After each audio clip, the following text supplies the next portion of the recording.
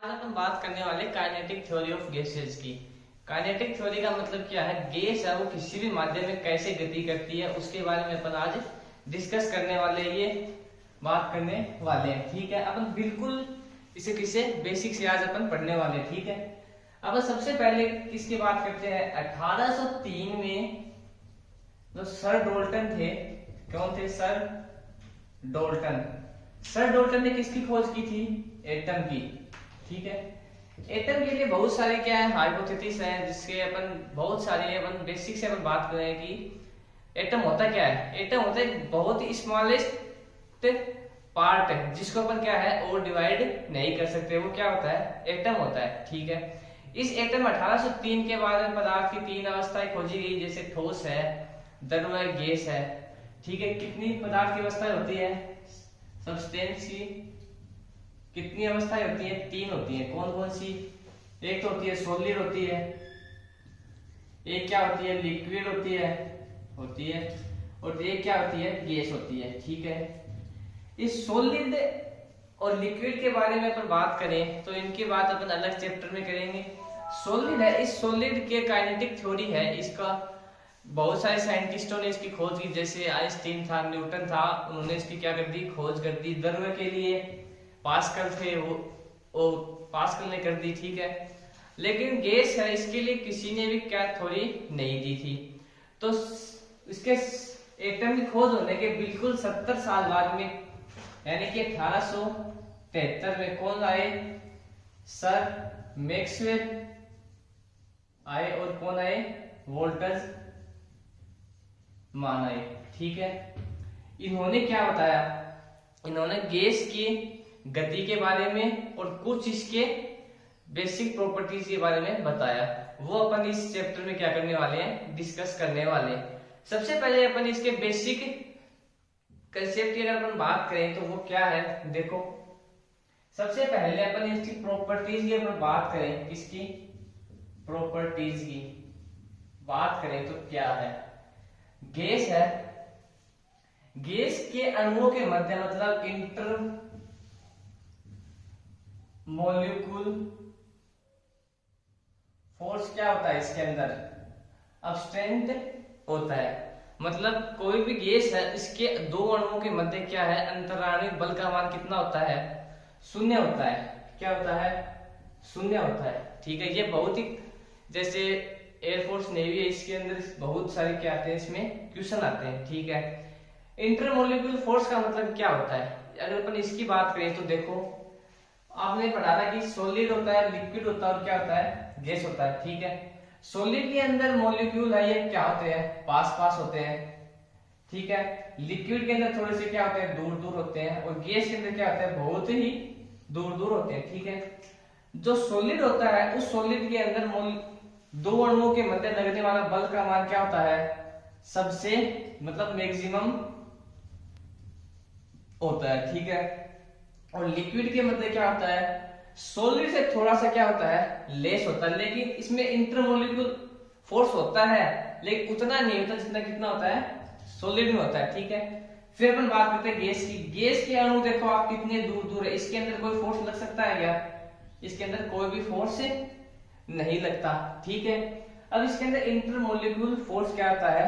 Zero होता है। ठीक है, फिर अपन इसकी दूसरी प्रॉपर्टीज की अपन बात करें, क्या दूसरी प्रॉपर्टीज की अपन बात करें तो इसका जो वॉल्यूम होता है, वो वॉल्यूम कितना होता है? लगभग कितना होता है? अपन इसको नगण्य क्या कर सकते हैं? नगण्य अपन इसको मान सकते हैं। ठीक है, फिर अपन इसकी तीसरे गुण की अगर अपन बात करें तो क्या होता है? ये देखो, सॉलिड होता है, सॉलिड सॉलिड अपन ने पढ़ा है कि इसके अंदर क्या काइनेटिक थ्योरी भी होती है, काइनेटिक एनर्जी भी होती है और पोटेंशियल एनर्जी भी होती है। और लिक्विड की अगर बात करें, लिक्विड में भी क्या होती है? काइनेटिक एनर्जी होती है और पोटेंशियल एनर्जी होती है। लेकिन किसकी बात कर रहे थे? गैस की बात कर रहे थे। ठीक है, देखो सॉलिड में पोटेंशियल एनर्जी भी होती है और काइनेटिक एनर्जी भी होती है, और लिक्विड में भी काइनेटिक एनर्जी और पोटेंशियल एनर्जी दोनों होती है। लेकिन गैस में सिर्फ कौन सी एनर्जी होती है, काइनेटिक एनर्जी। इसके पीछे क्या कारण है, इसके पीछे क्या कारण है, इसका अपन अब चर्चा करने वाले हैं। ठीक है, अब इसको मैं इरेज कर रहा हूं।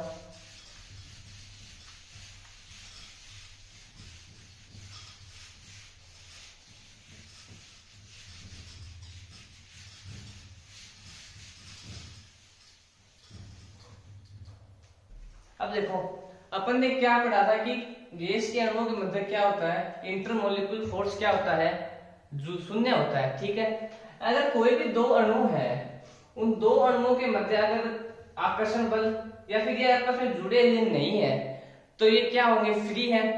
फ्री है तो ये क्या होंगे, इसमें सिर्फ कौन सी एनर्जी होगी, काइनेटिक एनर्जी होगी। देखो एक क्वेश्चन आया हुआ है, क्या है वो क्वेश्चन, ये देखना कि किसी भी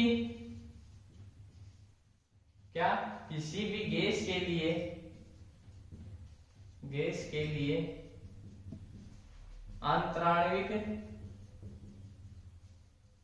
अंतराण्विक बलों का मान होता है। ठीक है, क्या होता है, शून्य होता है, एक होता है, लेस देन 1 होता है, या फिर ग्रेटर देन 1 होता है। ये क्वेश्चन कहां पर आया, 2018 में एयरफोर्स में आया हुआ क्वेश्चन है। ठीक है, इसका मान कितना होता है, इसका मान होता है 0, किसमें आया हुआ है, एयरफोर्स में क्वेश्चन आया हुआ है। ठीक है, अब कितने पॉइंट हो गए, 3 पॉइंट हो गए किसके, बेसिक प्रॉपर्टीज। अब चौथे पॉइंट की अगर बात करें तो वो क्या है, देखो अगर कोई भी पात्र में अगर गैस है, गैस में सिर्फ कौन सी ऊर्जा होती है, आपको पहले बताया कि इसमें सिर्फ कौन सी होती है, काइनेटिक एनर्जी होती है, पोटेंशियल एनर्जी नहीं होती। ठीक है, अगर कोई पात्र में अगर गैस है, अगर उसमें काइनेटिक एनर्जी है, मतलब जो मॉलिक्यूल है वो सिर्फ क्या कर रहे हैं, गति कर रहे हैं, तो एक ऐसा समय भी है तो वो गति क्या, जो मॉलिक्यूल अपने आप में क्या करेंगे, वो टक्कर करेंगे। और टक्कर करेंगे तो आपने फिजिक्स में पढ़ा है कि टक्कर कितने प्रकार की होती है, 2 प्रकार की होती है। कौन सी होती है, एक तो प्रत्यास्थ टक्कर होती है, ठीक है, ये इसको इंग्लिश में क्या बोलते हैं, इलास्टिक कोलिजन बोलते हैं। ठीक है, और दूसरा कौन सा है, अप्रत्यास्थ टक्कर। ठीक है, इसको क्या बोलते हैं, इनलास्टिक कोलिजन, अपन इसको क्या बोलते हैं। ठीक है, अगर 2 अणु गैस के टक्कर करेंगे तो कौन सी टक्कर होगी, वो होगी प्रत्यास्थ टक्कर होगी। अब प्रत्यास्थ टक्कर ये क्या होती है, इसके बारे में थोड़ा सा बात कर लेते हैं, बाकी तो अपन इसके एक अलग चैप्टर का वीडियो में आए तो अपन उसमें देखेंगे। ठीक है, प्रत्यास्थ टक्कर क्या होती है, जब कोई भी 2 मॉलिक्यूल अगर पास में टकराते हैं तो उसकी जो टक्कर के जो पश्चात उनका जो संवेग है, क्या संवेग और क्या उनकी ऊर्जा, ये दोनों ही क्या रहती है, कंजर्व रहती है, यानी कि क्या रहती है, संरक्षित रहती है। अब यहाँ पर एक पॉइंट है वो ध्यान देने लायक है, क्या है वो, प्रत्यास्थ टक्कर में संवेग और ऊर्जा दोनों क्या रहती है, संरक्षित रहती है।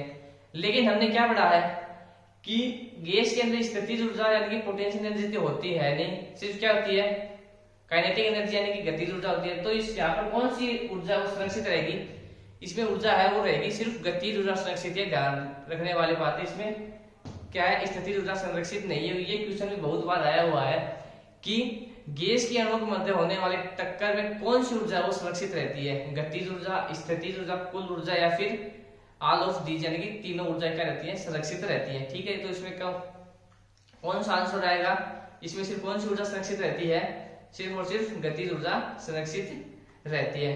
ठीक है, और करने वाले अपन गैस के पांचवें पॉइंट की, ये क्या है। अब ये देखो, आप कोई पात्र में अगर गैस है और उस गैस के अणु है, वे अणु क्या किसी भी पात्र के ऊपर क्या लगाएंगे, एक साइड में क्या लगाएंगे, दाब लगाएंगे। वो दाब कितना होगा, ये किसने बताया था, मैक्सवेल ने बताया था। ये दाब क्या होता है, ये दाब जो सभी गैसों के जो दाब है, जैसे एक ए गैस है, एक बी गैस है, एक सी गैस है, इसी प्रकार कितनी गैस है, अनंत गैसें हैं, यानी कि एन गैसें हैं।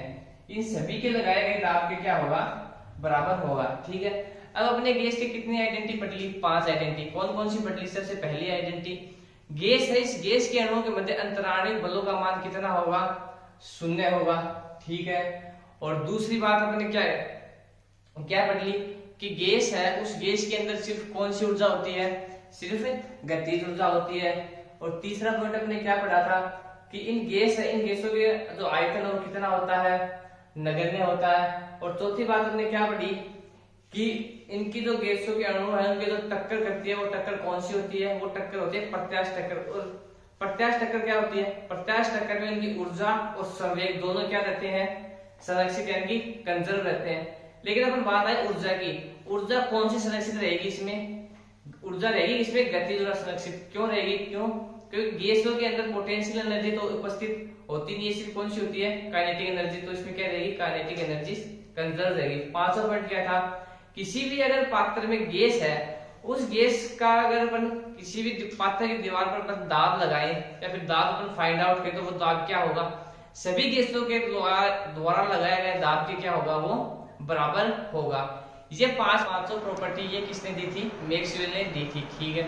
ये अपन किसने पांचों प्रॉपर्टी है बिल्कुल गैस की जो बेसिक प्रॉपर्टी जब अपने क्या कर ली है, पढ़ ली है। अब आगे अपन क्या पढ़ते हैं, इसके गैस है, गैस का अपन दाब कैसे निकालेंगे, आयतन कैसे निकालेंगे, ताप कैसे निकालेंगे, इसका गैस का घनत्व कैसे निकालेंगे, वो अपन सब कुछ आगे पढ़ने वाले हैं, ठीक है।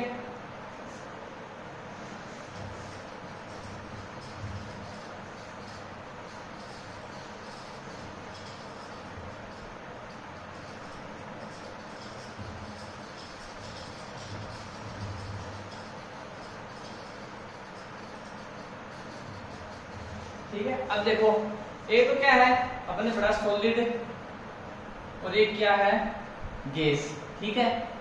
अब सॉलिड का अपन क्या वेलोसिटी होता है, ठीक है। एक क्या होता है डिस्प्लेसमेंट होता है, डिस्प्लेसमेंट होता है, ठीक है। और एक क्या होता है इसका एक्सीलरेशन होता है, ठीक है। वैसे तो होने तो बहुत अच्छे हैं कि किसी भी पिंड द्वारा लगाया गया है उसका टाइम क्या होगा, और उसका प्रारंभिक वेग, उसका अंतिम वेग, बहुत सी चीजें होती हैं। लेकिन मैंने ये तीन ही आपको क्यों होता है, क्यों, क्योंकि जो सॉलिड है उस गैस को अपन क्या कर सके, इंटर रिलेट कर सके। क्योंकि फिजिक्स में अगर अपन कोई भी दो चीजों इंटर रिलेट करके अगर पढ़ेंगे तो अपने क्या है ज्यादा समझ में आएगी, ठीक है।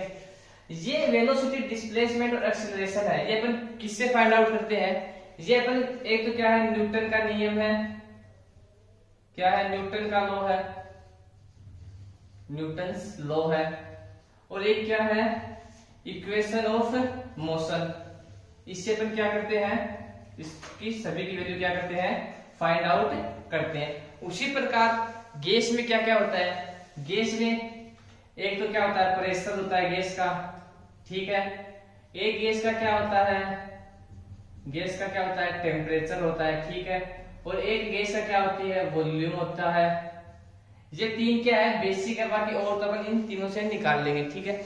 सॉलिड के लिए इनका जो नियम इसने किसने दिया, न्यूटन ने दिया। और इनके लिए नियम किसने दिया, मैक्सवेल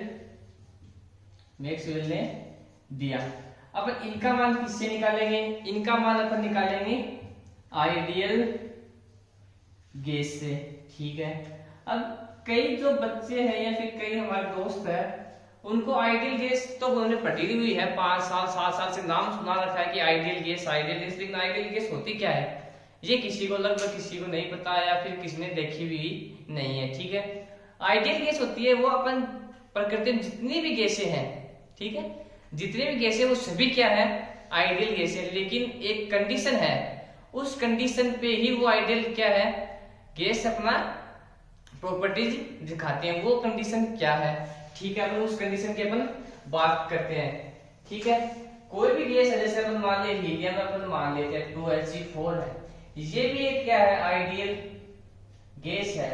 लेकिन एक इस पर क्या है कंडीशन अप्लाई, वो कंडीशन क्या है, अपन मान ले किसी भी गैस को अगर अपन एक इसमें ले फ्लास्क में ले और उस फ्लास्क है उस फ्लास्क का टेम्परेचर तो अपन क्या करते हैं बहुत ही ज्यादा हाई करते हैं और उसका प्रेशर है वो अपन क्या करते हैं बहुत ही कम कर देंगे। इस कंडीशन पे कोई भी गैस है जो व्यवहार प्रदर्शित करती है वो क्या होता है आदर्श गैस व्यवहार होता है, ठीक है। समझ में आ गया आदर्श गैस कौन सी होती है, ठीक है। अगर आप और एक चीज और अपन ने आदर्श गैस की समीकरण क्या है, आदर्श गैस की समीकरण है पीवी बराबर स्मॉल एन आर टी। यहाँ पर पी क्या है, किसी भी गैस का क्या है, प्रेशर है, ठीक है। वी क्या है, यहाँ पे किसी भी गैस का वॉल्यूम है, ठीक है। एन क्या है, नंबर ऑफ मॉलिक्यूल्स है, यानी कि मोलों की संख्या है। आर टी क्या है, यूनिवर्स गैस कांस्टेंट है। और टी क्या है, टेम्परेचर है, ठीक है। यहां से एक क्वेश्चन जरूर बनता है, वो क्या है, ये यहाँ पे आर से एक क्वेश्चन बनता है, वो क्या है। देखो इस पृथ्वी पर वैसे सार्वत्रिक गैस निकालने क्या होती है, आप लोगों ने पढ़े होंगे, F बराबर G M1 M2 अपॉन में R स्क्वायर, ये अपने क्या है पढ़ा है। यहाँ पर G क्या है, यहाँ पर G है यूनिवर्स ग्रेविटेशन कांस्टेंट। इसकी कांस्टेंट की वैल्यू कितनी होती है, इसकी वैल्यू होती है G बराबर 6.67 व 10⁻11 मीटर क्यूब सेकंड और किलोग्राम माइनस इनवर्स, ये होती है इसकी वैल्यू। ये किसके लिए होती है, ये सिर्फ किसके लिए होती है, सॉलिड के लिए होती है। लेकिन गैस के लिए ये जो वैल्यू है ये क्या है, सही नहीं है। अगर अपन गैस के लिए क्या होता है, आर क्या होता है, सार्वत्रिक गैस निकलता है, सभी गैसों के लिए आइडियल गैस हो, हीलियम, नियोन, क्रिप्टॉन, जिनोन जो भी हो सभी के लिए ये लगता है। इसकी वैल्यू कितनी होती है, इसकी वैल्यू होती है 8.314 क्या होती है इसकी वैल्यू, जूल मोल इनवर्स और केल्विन इनवर्स, ये इसकी क्या होती है वैल्यू होती है, ठीक है। और अगर अपन इसकी और आगे आइडियल गैस को अगर अपन डिफाइन करें तो वो क्या होती है, ठीक है। ये अपन देखें,